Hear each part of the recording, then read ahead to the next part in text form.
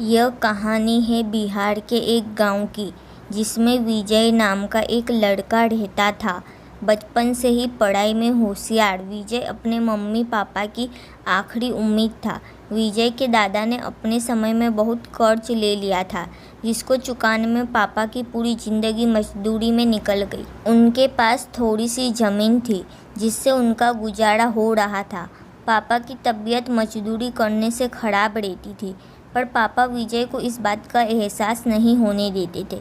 विजय को पढ़ाई में इतना होशियार देखकर उसके मम्मी पापा ने हर वह काम किया जिससे वह विजय को पढ़ा पाए। विजय की कॉलेज की पढ़ाई ख़त्म हो गई थी और वह एक छोटी सी नौकरी करने लगा, जिससे उसका खर्चा निकल जाता और साथ में वह कलेक्टर बनने की तैयारी भी कर रहा था।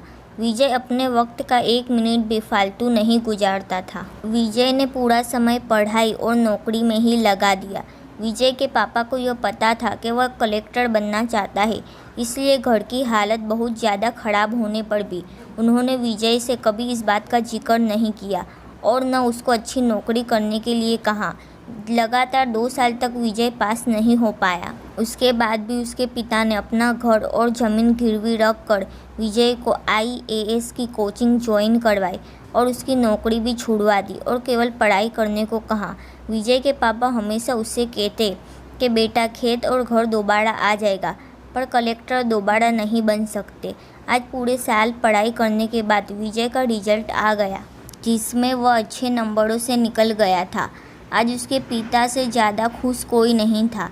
ऐसा लग रहा था जैसे विजय का सपना पूरा होने वाला है। विजय का कल इंटरव्यू था और सुबह से उसके पापा की तबीयत खराब थी। विजय के पापा उसकी माँ से बार बार कह रहे थे कि विजय को मत बताना, और उस दिन देर रात उनकी मौत हो गई। अब एक माँ जिसकी गोद में उसका पति गुजर गया और वो अपने दर्द को भुलाकर अपने बेटे की ज़िंदगी के बारे में सोच रही थी। माँ ने पड़ोसी तक को इस बात का एहसास नहीं होने दिया कि उसका पति अब नहीं रहा। पूरी रात ऐसे रोई कि आवाज़ भी न निकले, और सुबह विजय जब इंटरव्यू देने जाने लगा तब माँ और पापा के आशीर्वाद के लिए उसने माँ को कॉल किया।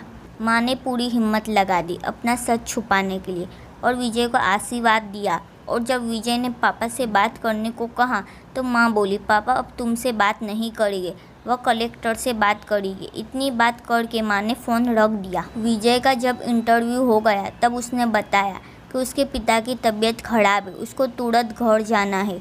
विजय को एक पल नहीं लगा अपने पिता की हालत समझने में। घर पहुंचकर पिता के पैरों में गिरकर वह ज़ोर ज़ोर से रोने लगा और कहने लगा, पापा उठो, देखो मैं कलेक्टर बन गया। आज उसके पिता को वह खुशी मिली थी जिसका उनको वर्षों से इंतज़ार था, पर आज वह इस दुनिया में नहीं थे। पहले वह अपने पिता के कर्ज में ज़िंदगी भर मजदूरी करते रहे और फिर बेटे के सपनों में फिर घर और ज़मीन गिरवी रखनी पड़ी।